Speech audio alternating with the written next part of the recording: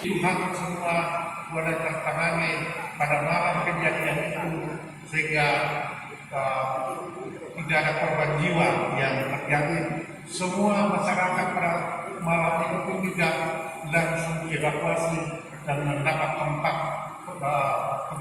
hunian yang cukup memadai pada rumah-rumah keluarga yang ada, sebagai bentuk dari gotong royong, kepedulian, dan kawanan sosial dari seluruh masyarakat yang ada. Sekali lagi kami ucapkan terima kasih atas kunjungan yang telah dilakukan oleh Ketua Komisi 8 dan juga oleh Deputi BNPB, sehingga kami akan terus bersemangat di dalam menghadapi musibah ini. Selanjutnya pada kesempatan ini kami mohon arahan teknis dari BNPB Bapak Deputi bersama dengan Ketua Komisi 8 DPR RI sebagai pedoman dan acuan bagi kami dalam melakukan pergerakan-pergerakan jika terjadi masalah seperti ini ke depan. Mohon maaf kalau ada hal-hal yang tidak berkenan, termasuk penyambutan kami. Demikian yang dapat kami sampaikan. Tuhan memberkati kita semua. Wabillahi taufiq wal hidayah. Shalom. Selanjutnya sambutan oleh Deputi Bidang Penanganan Darurat Badan Nasional Penanggulangan Bencana. Dengan hormat kami silakan.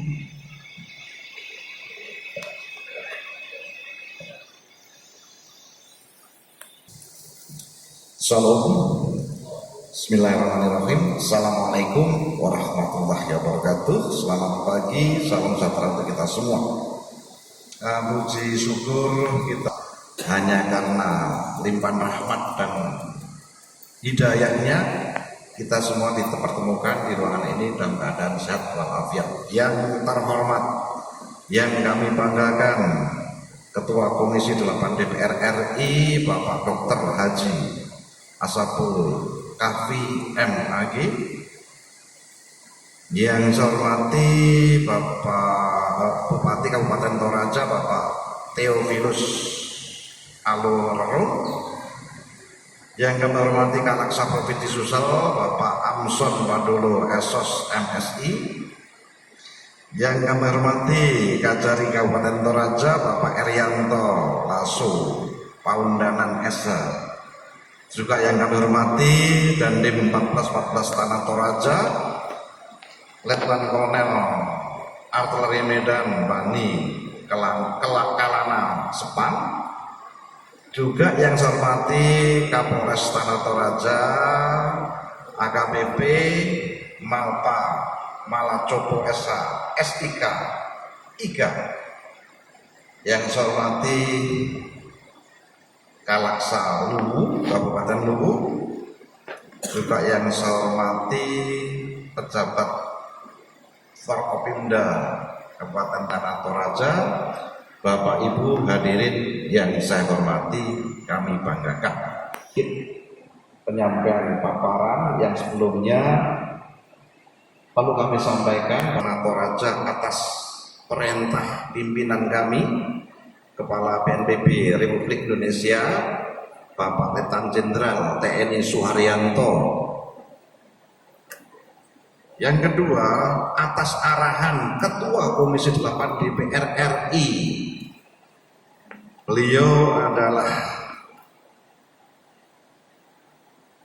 panutan BNPB, di mana Ketua Komisi 8 memiliki tugas dan fungsi mengawasi BNPB mengusung anggaran BNPB serta menyusun regulasi yang terkait dengan BNPB. Kita sudah dikawal. Bapak Ibu hadirin yang saya hormati, memang kalau kita lihat bencana alam di Republik Indonesia adalah sebuah keniscayaan, di mana hal tersebut memang terjadi, diminta tidak diminta terjadi. Kalau kita gelar peta dari Sabang hingga Merauke, dari Miangas hingga Rote, tergelar menjadi 38 provinsi, 514 kabupaten kota. Tidak ada satupun daerah yang aman dari bencana. Semua memiliki potensi bencana. Walau ada yang kecil, ada yang sedang, ada yang besar. Kenapa ini terjadi? Kita paham bahwasanya geografi Republik Indonesia ini dikelilingi oleh cincin api. Ada 2 musim panas dan hujan. Di dalamnya ada gunung berapi lebih dari 130 yang aktif, sehingga menimbulkan bencana ketika di musim hujan, banjir, longsor, rob, banjir bandang, cuaca ekstrim. Ketika musim panas, kekeringan dan kebakaran hutan serta lahan. Di dalamnya terjadi gempa bumi, bisa disusul dengan tsunami, likuifaksi. Sehingga kalau kita merenung bahwa Indonesia ini yang orang mengatakan subur makmur gemah ripah loh jinawi, tetapi di dalamnya ada potensi bencana yang dapat mengancam keselamatan jiwa serta kehilangan harta benda. Kalau kita cermati lagi definisi bencana, sesuai teori dikatakan bahwa bencana adalah peristiwa dimiring, rangkaian peristiwa yang diakibatkan oleh alam, dimiring non-alam, sehingga mengakibatkan korban jiwa, harta benda, dan penderitaan yang berkepanjangan serta trauma psikis. Itu definisi harfiah dari bencana. Penanganan bencana yang baik adalah di mana tidak ada korban jiwa, karena kan bencana tidak bisa ditolak, atau di dalamnya ada mitigasi, sehingga ketika terjadi bencana paling tidak bisa dieliminir ataupun bisa direduksi atau bisa dihilangkan. Mari kita lihat dalam paparan slide kami.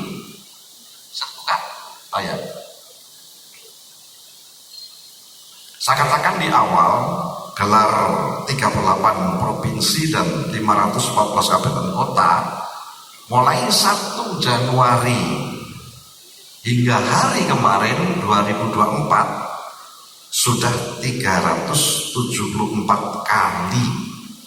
Sebagai pembanding, 1 Januari hingga 31 Desember 2023 selama setahun itu 5.400 kali.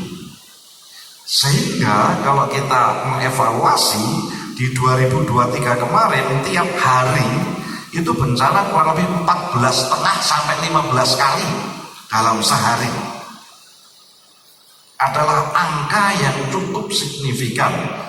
Kita lihat 374, kita baru berjalan di akhir Februari sudah 374. Merapi sekali, banjir 233 kali. Ini yang mendominasi. Kemudian cuaca ekstrim sudah 93 kali, tanah longsor. Hujan kok ada kebakaran hutan dan lahan? Iya. Kita sudah diskusi, BNPB diskusi dengan badan terkait di Jakarta, bahwasanya dampak El Nino 2023 masih terjadi di awal tahun hingga pertengahan 2024. Walhasil di beberapa provinsi rata-rata hujan yang meningkatkan banjir longsor, tapi di provinsi tertentu sudah kekeringan dan sudah ada kebakaran hutan. Di mana itu? Provinsi Riau.